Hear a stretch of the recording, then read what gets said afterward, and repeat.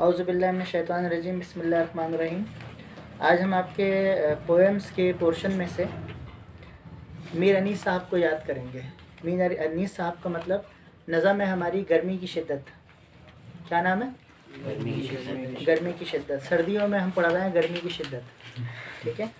मीर अनीस का पहले जिन्होंने मरसिया लिखा है, मरसिया निगार कहलाते हैं वैसे ये। मरसिया कहते हैं गम में या मुल्क के गम में या किसी इंसान के गम में कोई चीज़ लिखना, ठीक है। क्या कहलाते हैं? मरसिया निगार। क्या कहलाते हैं? मरसिया निगार। अब मरसिया क्या होता है? किसी के गम में जो नज़म लिखी जाती है उसको मरसिया कहा जाता है।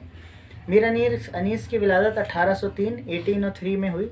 200 साल गुजर गए, बहुत पुराने इंसान हैं। और डेथ इनकी 1847 में हुई। काफ़ी छोटी उम्र हो गई। 47 में अगर हुई और 1803 में पैदा हुए तो 1874 में, नहीं यार अच्छी खासी हो गई, 74 में, 1874 में। तो 71 ईयर्स की इन्होंने ज़िंदगी पाई, बहुत है 71 तो। मीर बब्बर अली इनका नाम है, अनीस इनका तखल्लुस है। और हिंदुस्तान में फैज़ाबाद के सैयद घराने में पैदा हुए। आप हज़रत मूसा काज़िम रज़ियल्लाहु ताला अन्हुमा की औलादों में से थे, यानी हज़रत मूसा काज़िम का मतलब हज़रत अली की औलादों में से हैं। आपने शायरी फ़ारसी उर्दू ज़बान में काफ़ी अल्फाजों का इस्तेमाल किया अपनी पोइट्रीज़ के अंदर, फ़ारसी का भी और अरबी का भी। हज़ारों नोहे लिखे, नोहे बहुत ज़्यादा लिखे इन्होंने, सलाम तहरीर किए। और ख़ुसूसन आपकी जो ज़्यादा मशहूरी हुई वो वाक़या करबला का पस मंज़र आपने लिखा है। गर्मी की शिद्दत जो इन्होंने नज़म को नाम दिया है वो वाक़या करबला से ही दिया है, ठीक है। तो मीर अनीस जो हैं वो अच्छा बहुत बड़े शायर हैं और बहुत मशहूर शायर हैं। दादा मीर हसन और वालिद मीर खलीक, ये भी मशहूर शायर इनके गुज़रे हैं। और ये ऐसे शायर हैं जिन्होंने शायरी में अपना बहुत कमाल दिखाया, यानी मरसिया निगारी में बाकमाल शायर रहे हैं ये। और याद रखिए कि शायरी का मतलब कि वो गमज़दा शायरी जो इन्होंने की है, यानी याद में।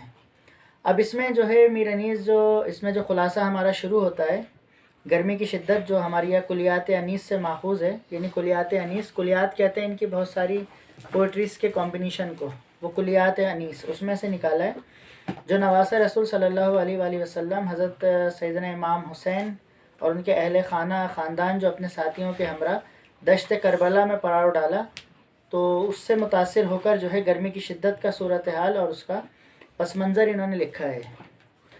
निसाब में शामिल गर्मी की शिद्दत मीर अनीस की नज़म है जो कुलियात अनीस से माखूज़ है।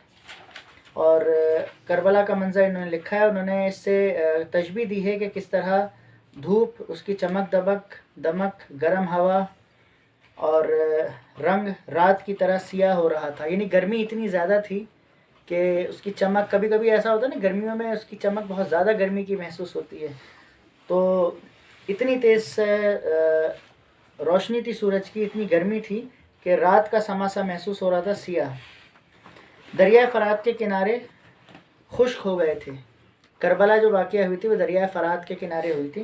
जैसे दरिया सिंध है हमारा, तो इसी तरह दरिया फ़रात था जहाँ पर हुआ था, इराक़ में, तो किनारे उसके खुश्क हो गए थे।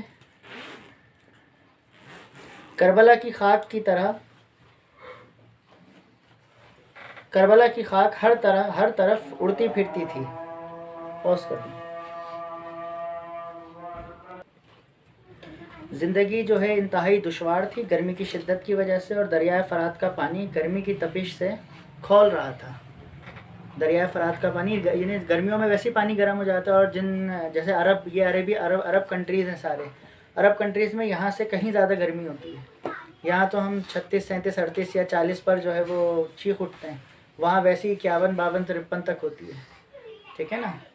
तो ज़ाहिर है जब यहाँ इतना गर्म पानी हो जाता है तो अगर 10 सेंटीग्रेड मज़ीद ज़्यादा होगी तो पानी बहुत ज़्यादा गर्म हो जाएगा।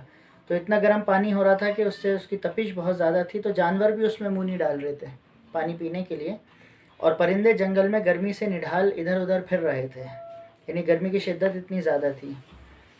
आदमी 7 पर्दों के अंदर भी रहते हुए पसीनों में शराबूर था, यानी अगर 7 पर्दे भी पड़े हुए हैं जिससे रोशनी रुक रही है, गर्मी रुक रही है, तो उसके बावजूद भी, जैसे हम कहते हैं ना अगर हम 2nd या 3rd फ्लोर के नीचे होते हैं तो गर्मी ऊपर होती है, ठंडक नीचे होती है, तो 7 पर्दों में भी गर्मी की शिद्दत इतनी थी कि वो उसमें पसीने में शराबूर था। आँख की पुतली तक से पसीने आ रहे थे। ठीक है ना, वैसे तो नहीं सुना हमने कभी आँख की पुतली से पसीने आते हैं। आँख, ये आँख की जो पुतली है वाइट वाइट, रेटिना, हाँ। तो वो लेकिन जो है वो लिखने वाले ने तशबीह दी है कि गर्मी इतनी ज़्यादा थी, पाँव में छाले पड़ रहे थे। दश्ते करबला में मीलों दूर तक किसी दरख्त और ना कोई फूल था, ना कोई बिल्कुल तन्हाई थी, ना कोई फूल ना कोई फल नज़र आ रहे थे। दरख्त भी जो मौजूद थे वो भी गर्मी की शिद्दत से जो है वो जल रहे थे। यानी इतनी सख्त गर्मी थी। लोग जीने से मायूस थे। दरख्तों के पत्ते जो है वो गर्मी की शिद्दत की वजह से जो है वो पीले पड़ रहे थे, जर्द हो रहे थे। जैसे टीबी का मरीज़ होता है तो जिस तरह लिखा है बाकायदा कि टीबी के मरीज़ की तरह जो है जर्द पड़ रहे थे। ज़मीन से ज़मीन में खाक आलूद उड़ रही थी, हर तरफ मिट्टी से मैलापन था। सारी खलकत गर्मी की शिद्दत से जो है वो बेचैन थी। तो मीर अनीस ने ये सैयदना इमाम हुसैन और उनके साथ जो लोग करबला में आए थे, अहले ख़ानदान उनके साथी, तो ये एक छोटा सा वाक़या जो है इन्होंने लिखी है गज़ल। ये नज़म जो मरसिया लिखा है इसको दोबारा से थोड़ा सा समराइज़ करते हैं कि गर्मी की शिद्दत बहुत ज़्यादा थी। इतनी ज़्यादा थी कि दरख्त, परिंदे, यानी शेर भी अपनी कछाड़ के अंदर वापस चला जाता था। शेर का जो गार होता है उसे कछाड़ कहते हैं उसकी, तो शेर भी अपनी कछाड़ के अंदर था। परिंदे, तमाम चीज़ें जो हैं वो गर्मी की वजह से बाहर नहीं आ रहे थे और पानी की गर्मी की शिद्दत से और उससे निढाल हो रहे थे। ठीक है, तो ये छोटी सी नज़म है हमारी, ये नज़म ख़त्म हुई हमारी। तो इसको जो है इसको पढ़िए, इसको देखिए, इसके ख़ुलासे को याद कीजिए। और मीर अनीस का तारुफ़ ये याद रखिएगा कि बोर्ड में जो है नंबर उस वक्त तक आपको नहीं मिलेंगे उर्दू लिखते हुए कि नज़म या चैप्टर किसी का भी आप ख़ुलासा लिख रहे हों, अगर आप तारुफ़ मुसन्निफ़ नहीं लिखते हैं, ख़ुलासे मरकज़ी ख़याल और किसी भी चीज़ में शेर की तशरीह में भी या आप चैप्टर के पैराग्राफ में जैसे इक़्तिबास कहा जाता है, तो आपको नंबर अच्छे कभी भी नहीं मिलेंगे। ठीक है ना, तो चाहे आप ख़ुलासा पूरा का पूरा लिख के मुतमईन होकर आ जाए मैंने काम पूरा कर दिया, लेकिन वो काम पूरा नहीं हुआ।